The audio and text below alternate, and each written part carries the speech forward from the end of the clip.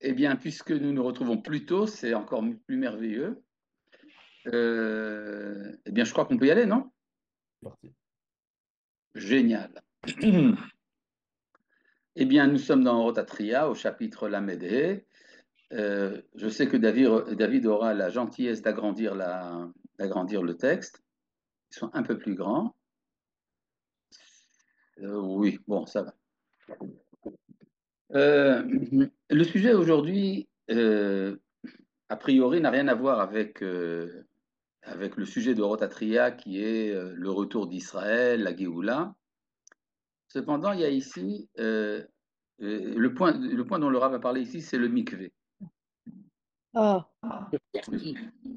Le mikvé. Non pas moi, le mikvé pour les femmes, mais le mikvé pour les hommes. Vous savez que on ne peut pas rentrer, par exemple, dans le Beth Amikdash si on est en état d'impureté, que ce soit un homme ou une femme, il faut tout d'abord se purifier. De même, il en était ainsi pour l'étude de la Torah ou pour la prière à l'époque du deuxième temple. En effet, Ezra, qui était, disons, celui qui a fondé la forme du judaïsme de l'époque du deuxième temple, a institué également l'obligation de se purifier avant l'étude ou avant la prière. C'est ce qu'on appelle Tevilat Ezra. Cette obligation a été annulée. C'est-à-dire qu'il y a un temps où ça a été supprimé après la destruction du temple. C'est là qu'on a décidé qu'on pouvait étudier la Torah, même en état d'impureté, parce que la Torah est comparée au feu, et le prophète dit Allo kodevari kaesh neum Hashem, ma parole est comme le feu, parole de l'Éternel. Or, le feu est également purificateur, aussi bien que l'eau du bain rituel. Il en est de même pour la prière. Seulement, il est resté réservé à, à des hommes d'élite de se purifier quand même. Par exemple, si vous étudiez la Kabbale, avant d'étudier la Kabbale, il faut s'immerger dans le mikvé si on est en état d'impureté.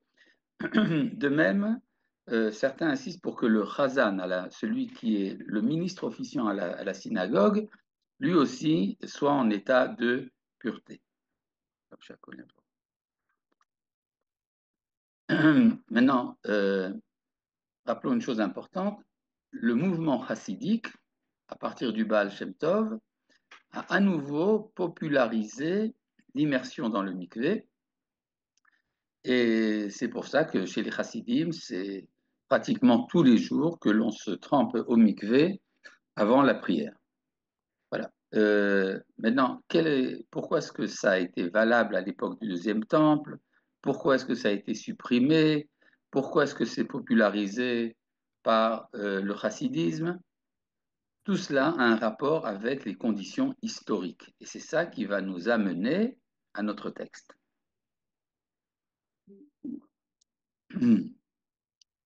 Kol ma shemakif et ametziut bechol adragotea, tout ce qui englobe l'ensemble de la réalité dans tous ses niveaux, Ve'ashpa ruchanit musarit ukdosha, avec une influence spirituelle, morale et de sainteté, Tsarich le tahara yoter gdola nécessite une plus grande pureté.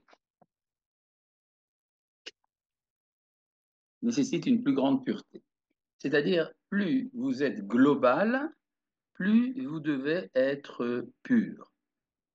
Alors, ça veut dire quoi, être global, et c'est quoi être pur? On peut se cantonner uniquement dans la vie intellectuelle. Quand on s'occupe de vie intellectuelle, la pureté n'est pas vraiment nécessaire. 2 et 2 font toujours 4, que l'on soit pur ou que l'on soit impur. De même pour ce qui est de la philosophie. Il y a une philosophie totalement intellectuelle. Il y a également une étude de la Torah qui se cantonne exclusivement dans la réflexion intellectuelle. Ça, c'est donc une manière de vivre qui n'est pas complète. Mais si on est vraiment complet, alors on doit inclure dans sa zone d'existence d'autres dimensions qui sont l'imagination et la vie corporelle. Le corps, l'imaginaire, tout cela, ce sont des choses qui nécessitent plus de pureté que quand on est seulement dans la réflexion intellectuelle. Voilà, donc nous allons voir ce qu'il en est ici. Amikdash Bekodasha, le sanctuaire et toutes les choses saintes qui sont associées, Kolelim et Romemut Atzilut Askala, inclut en eux aussi bien les hauteurs nobles de la réflexion, Vetartit Taharat Adam Ve'Habassar Adimion Ve'Regesh, mais également ce qu'il y a dans les bas-fonds de la pureté du sang, de la chair, de l'imagination et des sentiments. Par exemple, si vous vous demandez qui est sensible à, à l'idée des sacrifices. Alors, si vous demandez aux intellectuels qu'est-ce qu'ils pensent des sacrifices, ils vont un peu grimacer. C'est-à-dire, vous savez, souvent dans les écoles, quand on arrive au livre de Vaïkra qui traite des sacrifices, alors les maîtres, en salle de maître, en salle de prof, se posent la question, comment est-ce que nous allons réussir à faire passer l'idée des sacrifices chez nos élèves? Pourquoi ils ont ce problème? Parce qu'eux aussi ont un problème.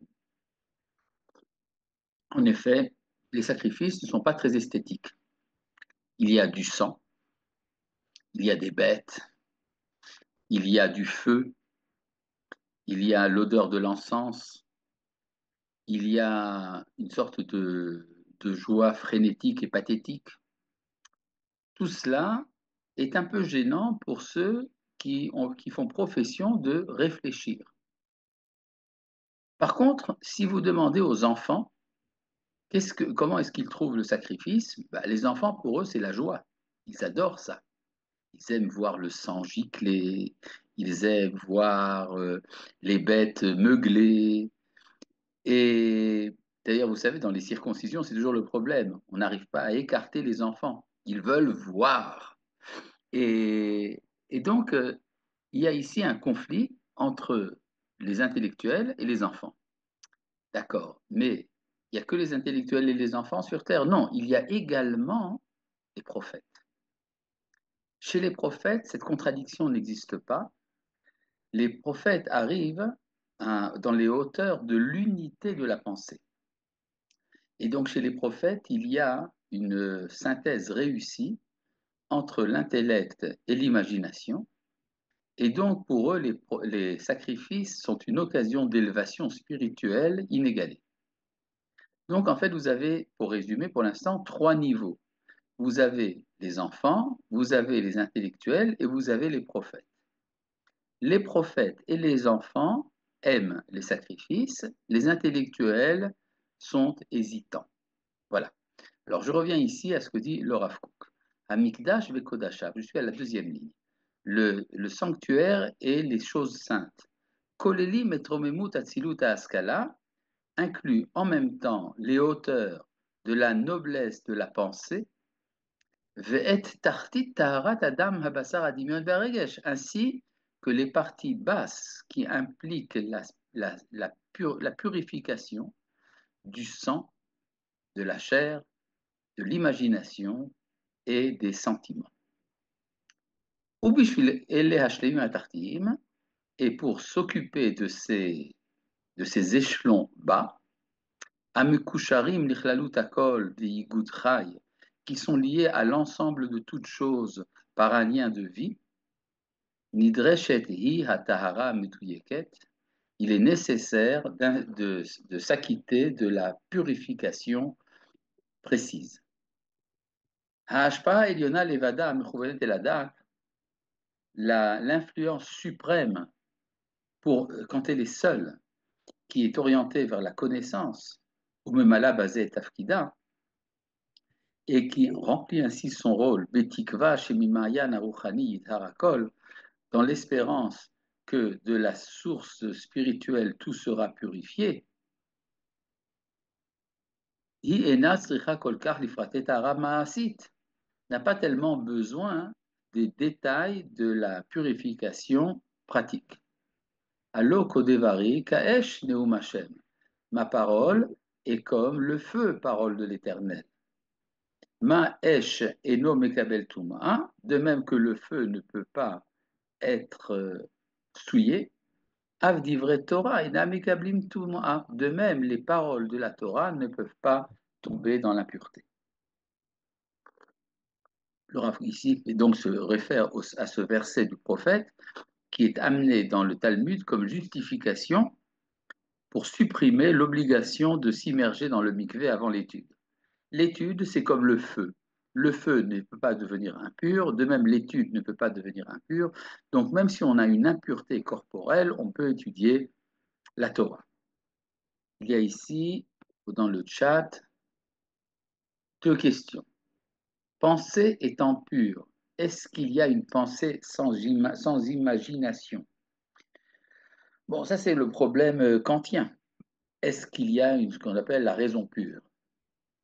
En tout cas, on peut s'efforcer d'avoir une pensée pure, une pensée totalement abstraite. Deuxième question, qu'adviendra-t-il des prières et des sacrifices lors du troisième temple SDV, ce qui veut dire si Dieu veut?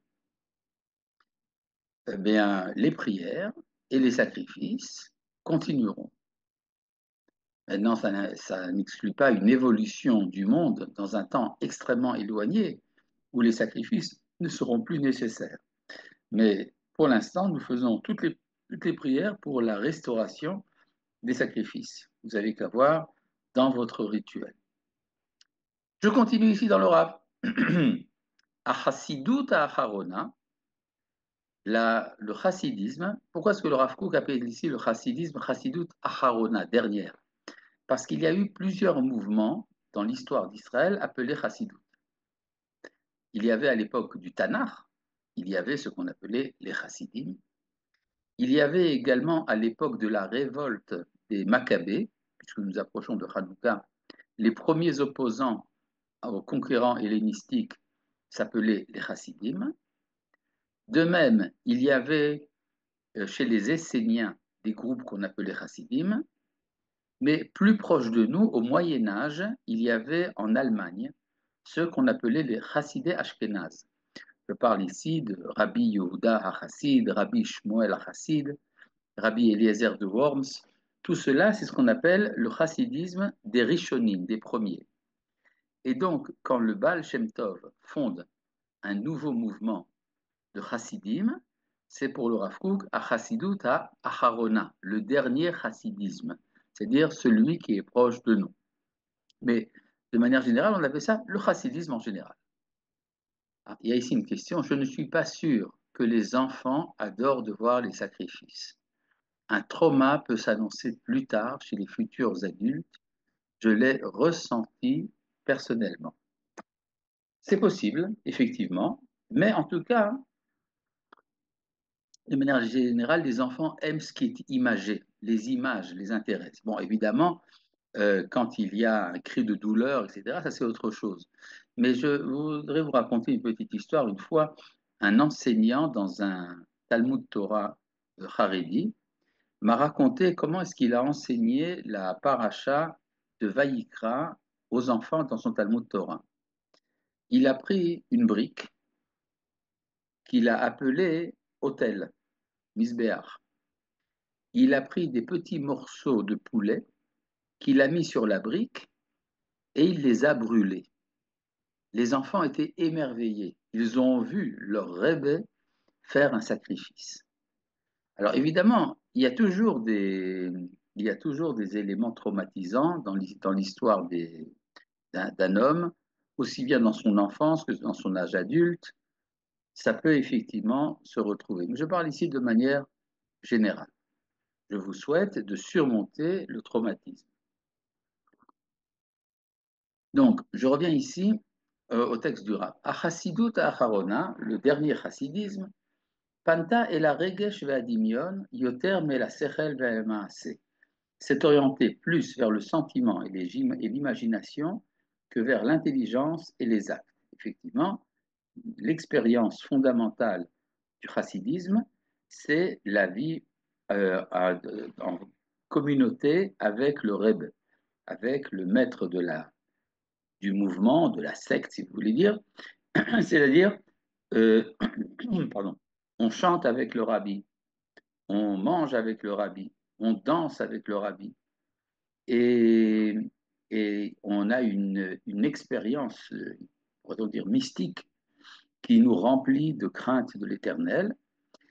Et pour ce qui est des actes, hein, les actes de la halakha, évidemment, jamais les chassidim ne se sont permis de transgresser la halakha, mais ils mettaient l'accomplissement des mitzvot dans un champ secondaire par rapport à l'expérience intérieure, par rapport au vécu. Et donc, dit le Rav Kook, à partir du moment où le chassidisme s'est détourné de la centralité de l'intelligence, de l'étude et des actes pour plutôt se tourner vers la vie intérieure, faite d'imagination et de sentiments, c'est la raison pour laquelle le chassidisme a beaucoup insisté sur l'exigence de la pureté du corps, de la chair. D'accord. C'est pour ça que les chassidim, comme on l'a dit au début, s'immergent dans le mikvé la plupart tous les jours. לכתחילה בימי עזרא הייתה המגמה לקשר את ישראל לקודש והמקדש. L'a priori, au temps de Ezra, était de relier le peuple d'Israël vers le lieu saint et la sainteté. À l'époque, le Beth Amikdash était établi, il fonctionnait. Gam Batsad Atartiti, également dans sa dimension inférieure, Sheu Echad Midarche Achinuch Haklalim Shel Haouma, qui est une des voies générales de l'éducation de la nation. Veuvleta Tahara, et c'est la raison pour laquelle la pureté a été mise en évidence. Hagalut, Dildela et Akochot Arikshim Vatzivrim. Mais depuis l'exil nous a amoindri, nous a affaibli les forces du sentiment et de la représentation. Yachad im Gvurat Achaim Vamenucha esthétique, de même que la vaillance de la vie et le repos esthétique, c'est-à-dire le sentiment artistique. Venishara Ashpat Asechel Bidliga Ruchanit Metzorefet El Amaase. Et ce qui est resté, c'est uniquement l'influence de l'intelligence dans un saut, S-A-U-T, spirituel associé aux actes. C'est-à-dire ce que la vie des Juifs est devenue, c'est une vie d'étude et d'accomplissement des mitzvot. Tout ce qui est intermédiaire entre l'étude et les mitzvot, c'est-à-dire le sentiment et l'imagination, tout cela a été abandonné. Mais comme Ashlavim Aruchanim Amemutsaïm, le lieu des échelons spirituels intermédiaires, qui sont Haregesh Vanitia Bessarit, le sentiment et l'inclination, la tendance corporelle, Nishar Panouy, cela est resté vide. En lanu shiur, rak Torah azot, c'est dans une des prières des Slichot que les Ashkénazes disent, il ne nous reste plus que cette Torah-là. C'est-à-dire, il nous reste, ça veut dire que nous avons abandonné toutes les autres dimensions de la vie. En tout cas, c'est resté secondaire dans la vie des Juifs.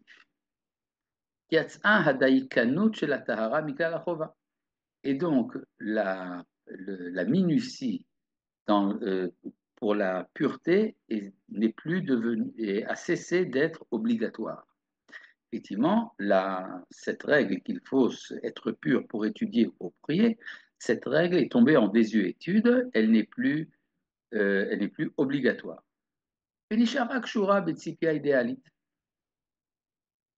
C'est resté lié à une aspiration idéale.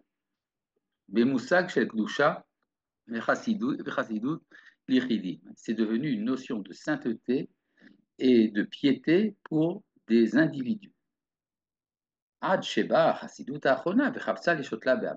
ce que vienne le dernier chassidisme désirant implanter cette exigence dans la multitude. Kevod Harav, en s'immergeant dans le mikvé, les chassidiques pensent purifier leur âme et non leur corps. Qu'en s'immergeant dans le mikvé, les chassidiques, comme vous les appelez, veulent purifier leur âme, mais ils le font en purifiant leur corps. Je pense que vous ne vouliez pas dire les chassidiques, mais c'est pas grave. Bon, Kamouvan, Yeshkan Garin Bari Shetzarich Hagbala ou Fitoir. Il est évident qu'il y a ici un élément sain, S-A-I-N cette fois-ci, qui doit être à la fois limité et développé. C'est-à-dire le Rav Kook, en tant que lituanien, en tant que mitnaged, a une certaine réserve par rapport à l'engouement pour l'immersion dans le mikvé. Mais il dit donc qu'il faut agbala, il faut donc donner des limites à cela, ou fitoire, mais également un développement. Birchoud raouihu leitgadel beyachad im triat hauma beret Israël. Et cela, effectivement, mérite d'être agrandi lors de la résurrection nationale en Eretz Israël, Bechibur Agdala chez la Shikoua Beruchaniyut, quand c'est lié à l'agrandissement de l'investissement dans la spiritualité, Mitzimaon Bari ou Moakvoa. Attendez, je crois qu'il y a ici une erreur d'impression. Je vais vous dire tout de suite comment il faut le lire.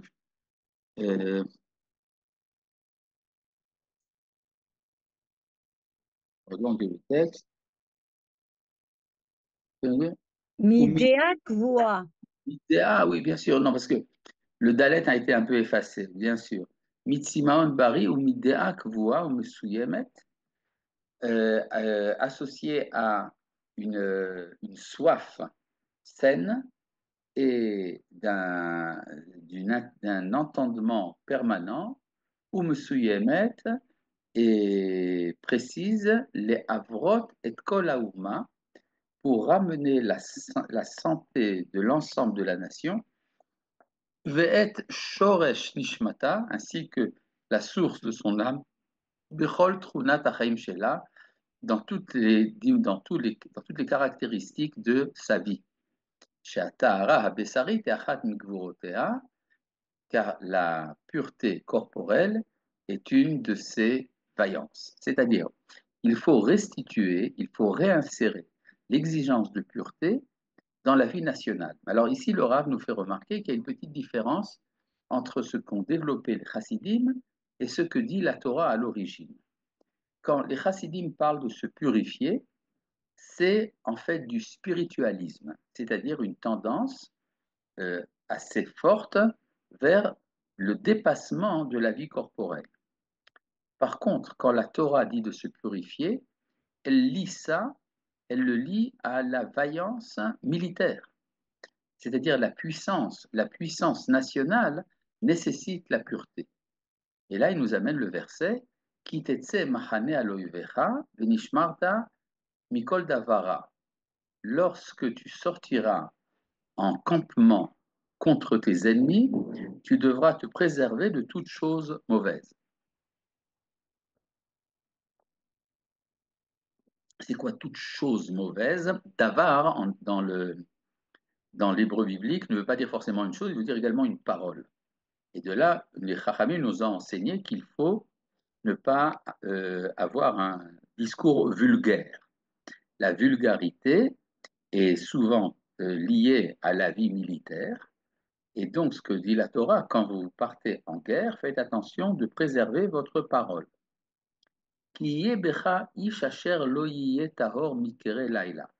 Lorsqu'il y aura parmi toi un homme qui ne sera pas pur à cause d'une impureté nocturne. Veyatsa el michutz la machane, il devra sortir en dehors du camp. Lo yavo el Torah machane, il ne rejoindra pas le camp avant de s'être purifié, s'entend. Val kulam amour, de toutes ces choses-là, il est dit, Ki Hashem Elohecha mitalech bekerev machanecha. C'est parce que l'Éternel, ton Dieu, chemine au sein de ton campement. Leatzilcha, pour te sauver. Velatet oivecha lefanecha, et pour livrer tes ennemis à toi.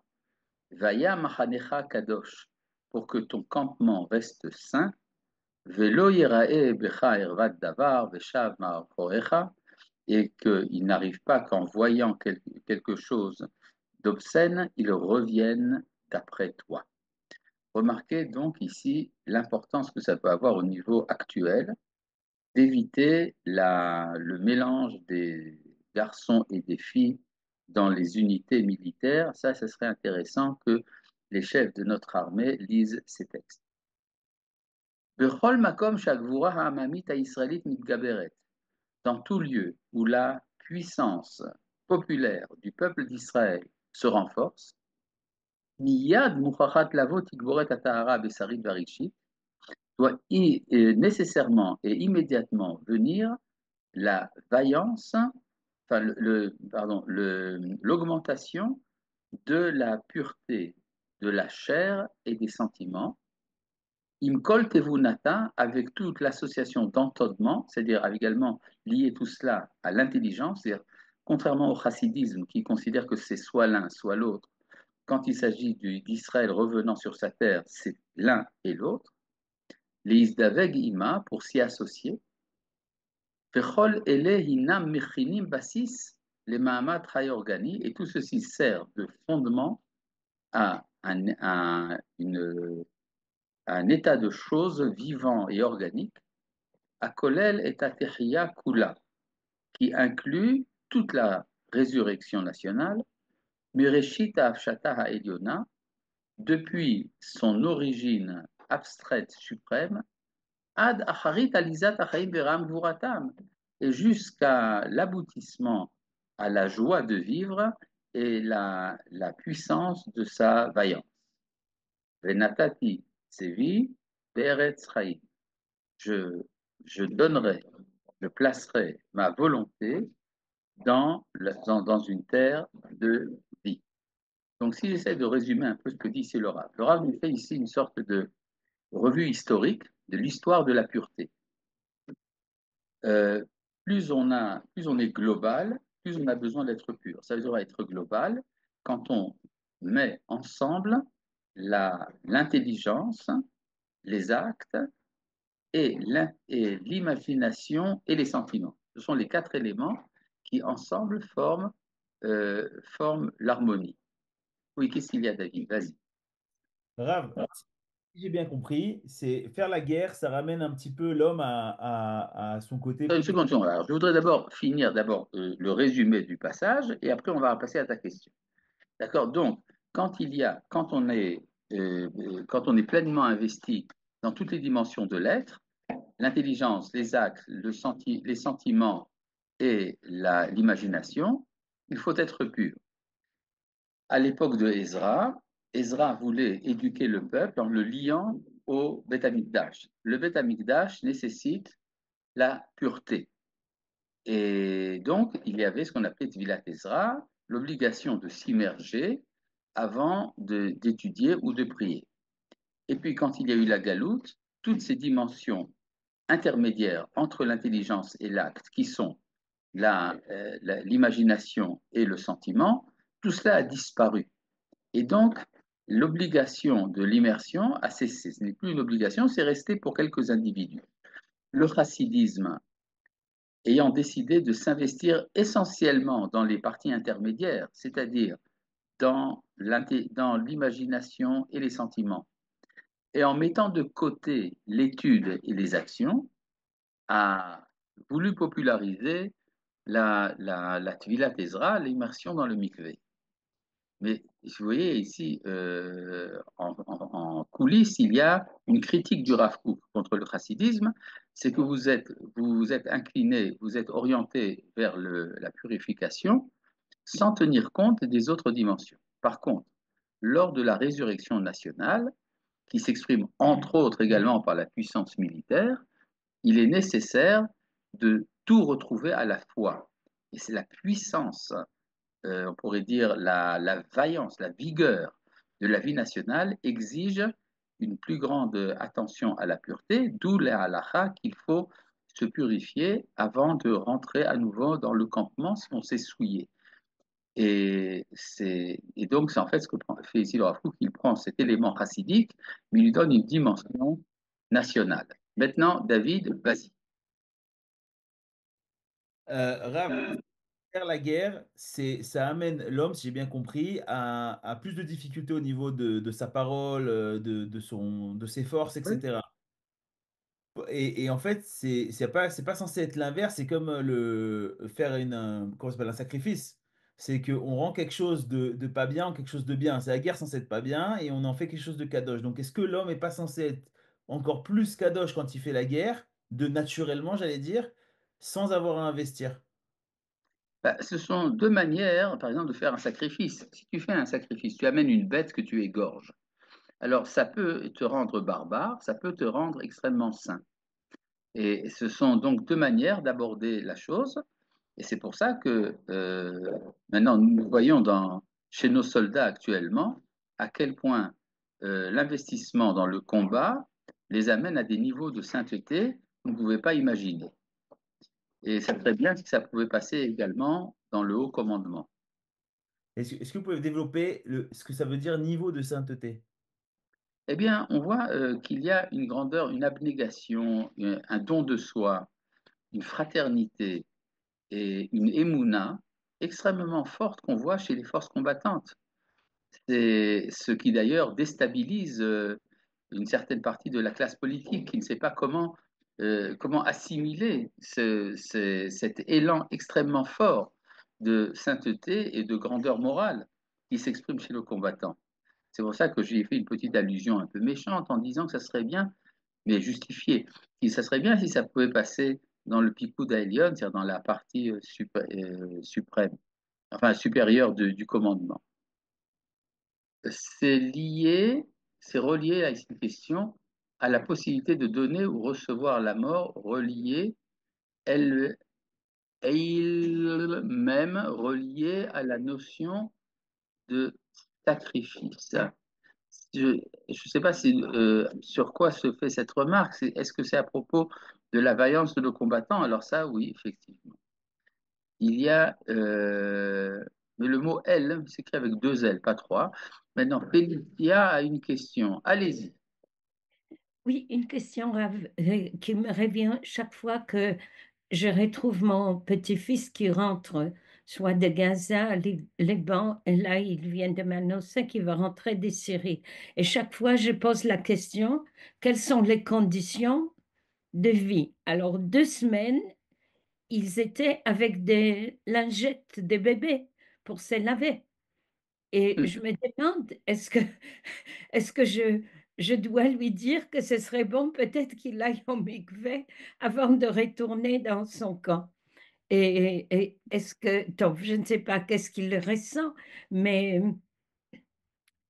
il y a quelque chose qui, chaque fois, m'inquiète. Dans quelles conditions il se retrouve dans ces endroits de combat? Et je ne sais pas comment aborder ce retour ou ce départ. Et comme je parle beaucoup avec lui euh, de ça, je me demandais comment je peux lui conseiller quelque chose, oui, oui ou non. Ne vous en faites pas pour lui. D'ailleurs, vous avez remarqué quand il revient, comme il est rayonnant, comment il est brillant, Ça, et que ça, oui. donc ça veut dire que ça fonctionne, la présence de la Shekhinah dans nos campements, et donc vous n'avez pas besoin de lui casser les pieds, à mon avis. Tout à Voilà. Allez-y, Richard Ben Saïd, je vois que vous avez une question aussi.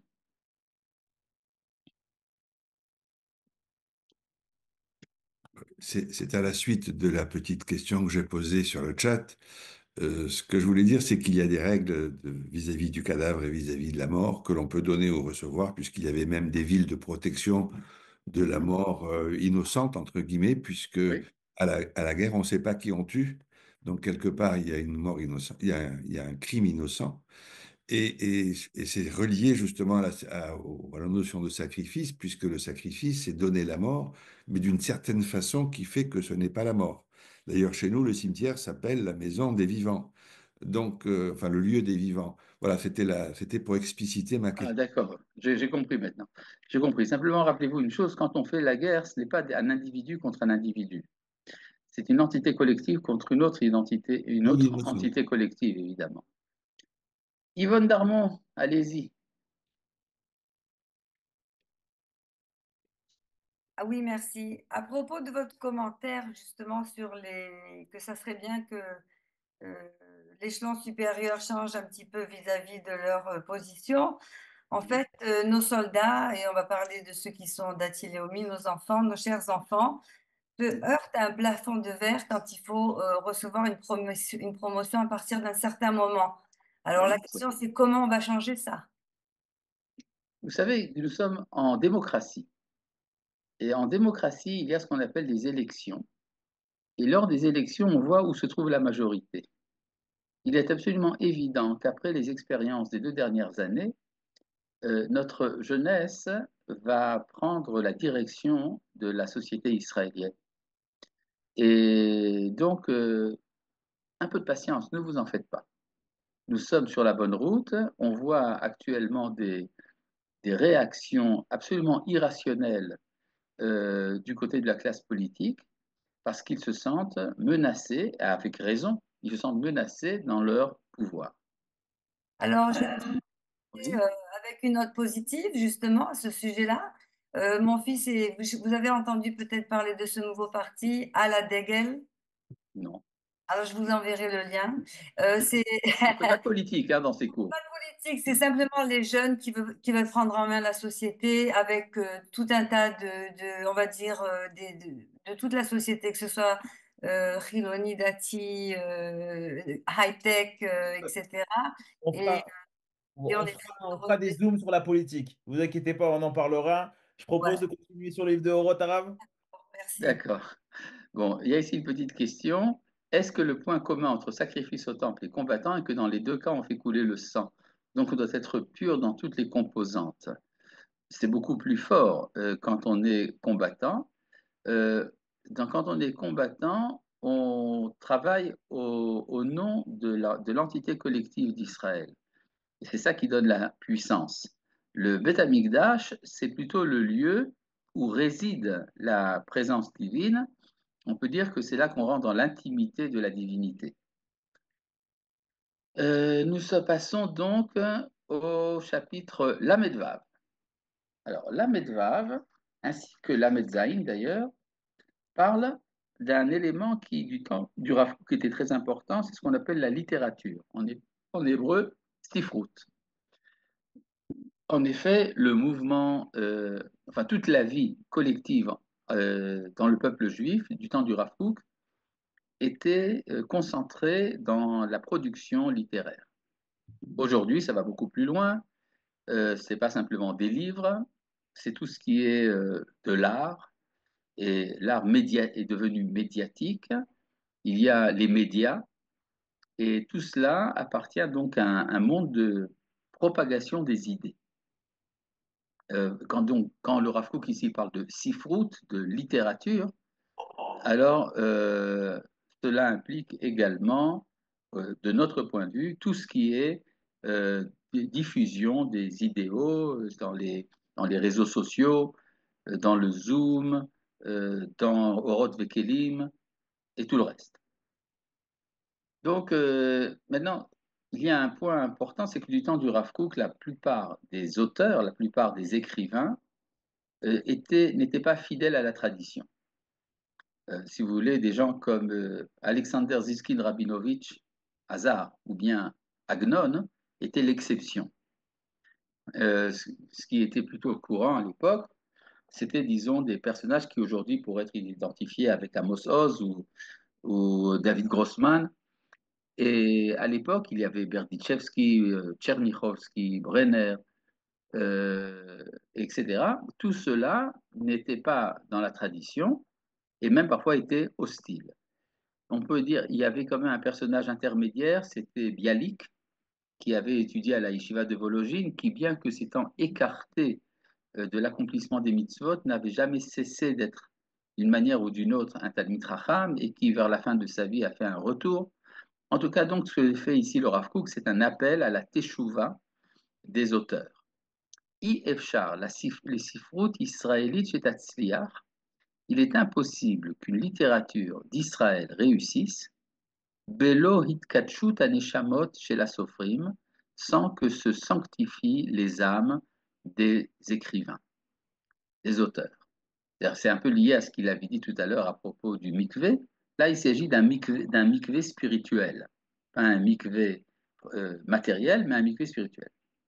Kol sofer she'eno amel letaher et midotav, tout auteur qui n'est pas occupé à purifier ses qualités, ses vertus.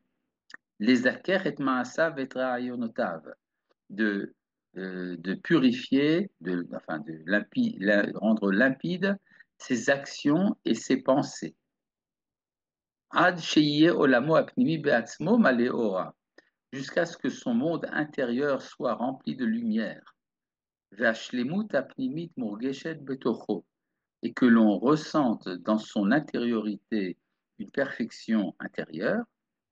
Yachad imadeaga lashlim et chaser, en se souciant de compléter ce qui lui manque, ou leimale anava, et de se remplir d'humilité, memuzeget bigvura, mêlé à de la puissance, veshalvat ruach, et d'une tranquillité, im itorerut sichlit verikshit chazaka, le tout avec un éveil intellectuel et sentimental fort. Les tiv ou les askil et tatsmo, de sorte qu'il puisse s'améliorer et s'informer. Fechefetz nisgav, et un désir sublime.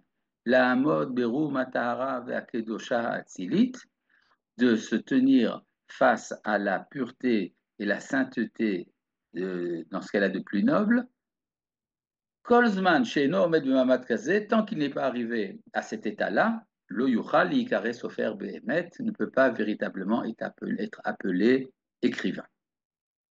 Donc en fait, ce que demande le Rav Kook aux auteurs de la littérature hébraïque, c'est d'être les hommes les plus saints de la nation, aussi bien au niveau moral que pratique, au niveau dans le désir de s'améliorer. Enfin, il demande donc d'être des êtres exceptionnels et alors d'être vraiment, de mériter véritablement le nom de Sofer.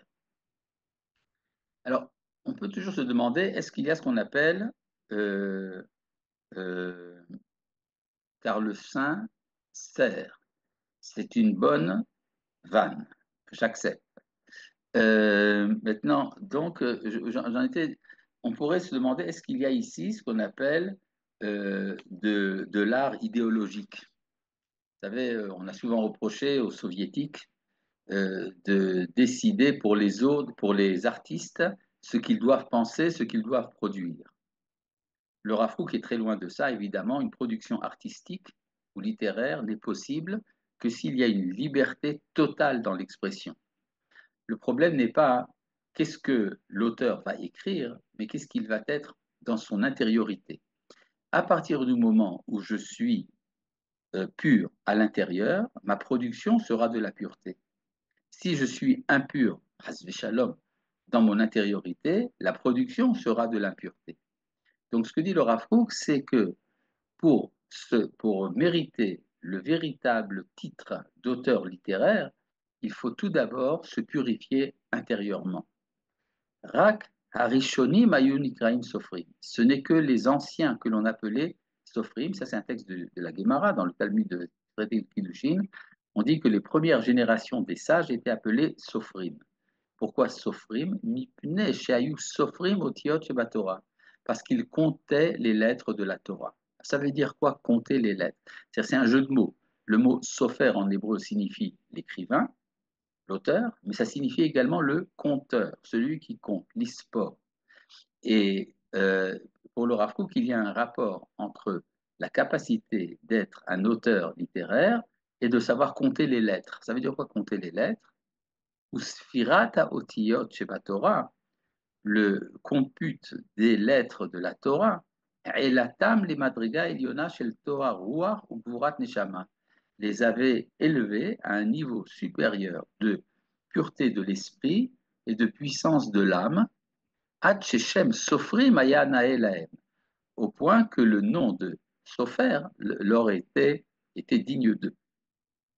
Ve'im et asifut israélite à nous, chafetzim le'achayot, et si nous avons le désir de purifier, enfin de faire revivre la littérature d'Israël, nous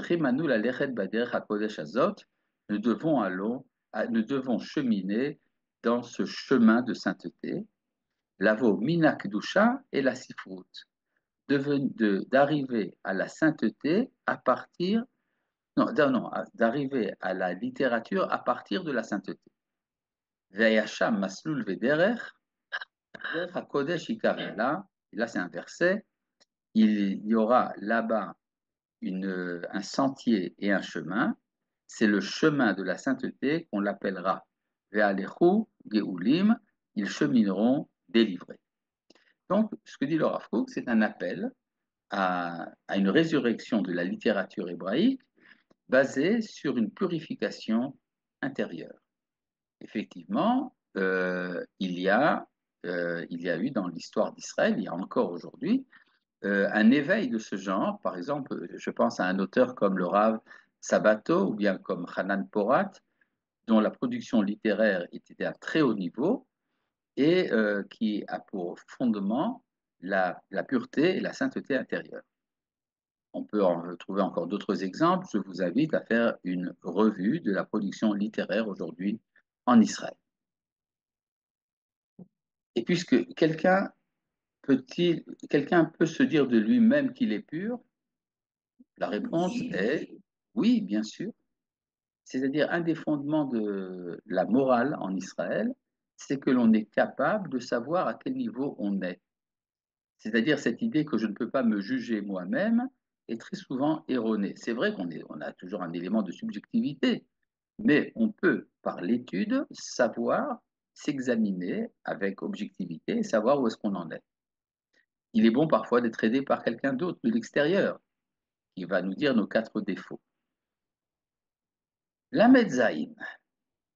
Alors là, c'est à nouveau dans la même mouvance. Asifrut titkadesh. La littérature se sanctifiera.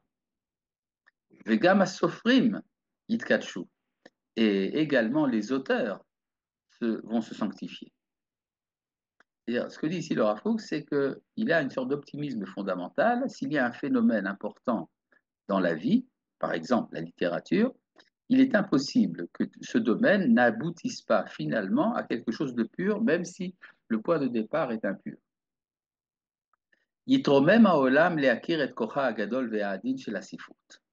Le monde s'élèvera au point de connaître la grande puissance et la délicatesse de la littérature.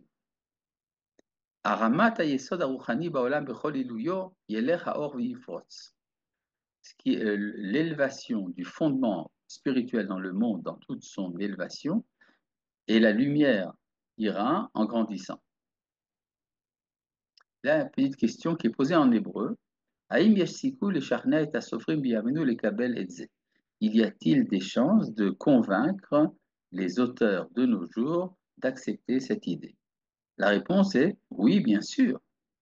Il faut simplement, d'abord, en être soi-même convaincu.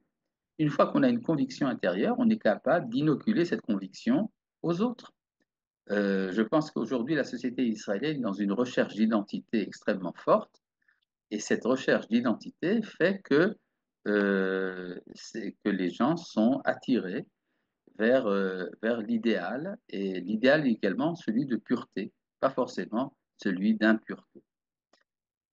Je crois vous avoir parlé de cette rencontre entre le Rav Tzvi Yehuda Kook, le fils du Rav, et Shaul Tchernichovski. Tchernichovski avait introduit des éléments extrêmement négatifs dans la littérature hébraïque, et Tchernichovski a demandé au Rav Tzvi Yehuda est-ce que c'est vrai que ton père enseigne qu'il y a un moyen de tout élever et d'élever le profane au sacré? Et alors le Rav Tzuda lui a répondu, bien sûr, le profane n'est pas l'impureté. Yelech haor veifrotz, la lumière ira. C'est un appel à une dynamique permanente qui est une des du succès éditorial. D'accord. Je pense que ce serait bien de parler une des recettes du succès éditorial. Ne m'en voulez pas si je vous fais des corrections de frappe. Atvia etana tidva et shala, l'exigence puissante exigera sa part. Atovim hem neshamot rabot semeot. Qui sont les exigeants? Qui sont les réclamateurs? Ça sera de nombreuses âmes assoiffées.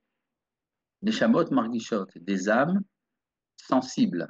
Makirot bechokmat apartsouf chez la miftaim, qui reconnaissent par la sagesse du visage des expressions, ve'asignon, et du style, et tumat harayon chez Besofrim Rabim, l'impureté de la pensée qu'on trouve chez de nombreux auteurs, chez l'otechase ota kol miditsam miusarit, qui ne peut pas être dissimulé par des artifices de formulation morale, kol al-basha shirit, ou tout revêtement poétique, akov alev mikol ve'anushu.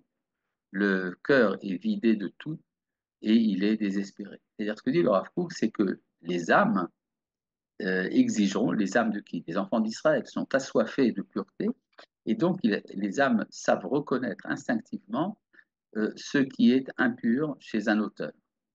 Ruach tum'a zeh, ce souffle, cet esprit d'impureté, kechol ruach hatum'a bichlal avor ya'avor, comme tout l'esprit de souillure disparaîtra un jour.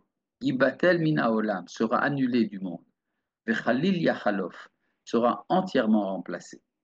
Ve'asifrut titkadesh, et la littérature se sanctifiera. Vechol sofer, et tout auteur. Yachel ladat et aromemut et kodesh be'avodato, commencera à connaître l'élévation et la sainteté qu'il y a dans son œuvre. Velo yitbol eto, il ne plantera pas sa plume, c'est-à-dire il ne mettra pas sa plume dans l'encre. Velo taharat neshama ou jat rayon, sans purifier son âme et sanctifier ses pensées. Les fachot takdim à marshava chez la teshuva. Il faut au moins commencer par une pensée de teshuva, irure teshuva amukim, des intuitions de teshuva profondes, l'ifne kol yitzira, avant toute production. Az, c'est-à-dire qu'au moment de tremper sa plume dans son plumier, dans son encrier, l'auteur fera d'abord un peu de teshuva, et alors ce qu'il donnera sera profondément pur. Az tetzea yitzira betaharata, c'est alors que la production artistique sortira dans sa pureté. Ruach Hashem tachul alea, l'Esprit Saint y résidera, c'est-à-dire ça arrivera même à des niveaux proches du prophétique. Venishmat agoy kulo, et l'âme du peuple dans son ensemble. Tigbalba, il sera associé. Achare asher chormat sofrin tisrach, après que la sagesse des auteurs sera putréfiée. Il y a un merli Israël Od, on dira encore. Alors il faut faire attention. De quoi parle le Rav? Il parle ici d'un passage de la Gemara dans Sota et dans Sanhedrin, qui est qu'au temps messianique viendra un temps où la sagesse des sophrim, les sophrim, c'est-à-dire les rabbins, sera putréfiée. Alors le Rav ici reprend ici le mot sophrim pour parler des auteurs. Les auteurs ont une chormat sophrim, une sagesse des écrivains, mais qui est putréfiée. Mais après cela, il y aura une purification. Et à Merli Israël Od, on dira à nouveau à Israël ce que dit le prophète, Vani zot beriti otam, quant à moi, mon alliance avec eux reste, Amar Hashem, reste, dit l'Éternel, Ruchi asher alecha, mon esprit qui réside sur toi. Udvarai asher samti beficha, et les paroles que j'ai mis dans ta bouche, c'est-à-dire tout ça, c'est donc là, c'est un appel à à la parole qui doit sortir des auteurs. Lo yamushu mipicha, ne disparaîtront pas de ta bouche, ou mipi zaracha, et de la bouche de ta descendance, ou mipi zera zaracha, et de la bouche de la descendance de ta descendance. Amar Hashem, a dit l'Éternel, Me'ata ve'adolam, de maintenant jusqu'à toujours. Oui, il y avait une petite remarque? D'accord. Donc, ce que nous voyons ici, ça se relie tout à fait au passage précédent, c'est qu'il y a un appel ici à la sanctification de la production artistique. Aujourd'hui, on pourrait dire de la production médiatique. Imaginez une presse, aussi bien internétique que écrite, qui aura pour préoccupation le développement des valeurs morales. Assez merveilleux, non? Je suppose que nous sommes tout à fait nous avons déjà enclenché ce processus et c'est ce que nous sommes en train de vivre. Voilà. Y aurait-il éventuellement une remarque, une question? Sinon, nous allons vous libérer pour une Ce récré. sont des remarques qu'on peut appliquer uniquement dans une société aussi individuelle, parce qu'il y a un mélange là des deux choses. C'est toujours le problème de savoir, est-ce que l'artiste, est-ce que l'auteur est le produit de sa civilisation ou est-ce qu'il en est, lui, l'auteur? Et je ne sais pas si cette question a été élucidée véritablement. Je pense qu'il y a toujours une interaction. C'est comme la poule et l'œuf qui vient avant. Mais je pense que il y a la plus grande chose que l'on peut faire, c'est de se concentrer sur sa pureté intérieure, et c'est alors qu'on a une capacité d'avoir une influence sur la société. Donc, ça commence aux individus. Bien sûr, ça commence par l'individu. C'est toujours comme ça. Bon, eh bien, mes chers amis, Shabbat tov. Abba, Merci Merci beaucoup. beaucoup. Merci shalom, beaucoup. shalom, à bientôt. Merci beaucoup.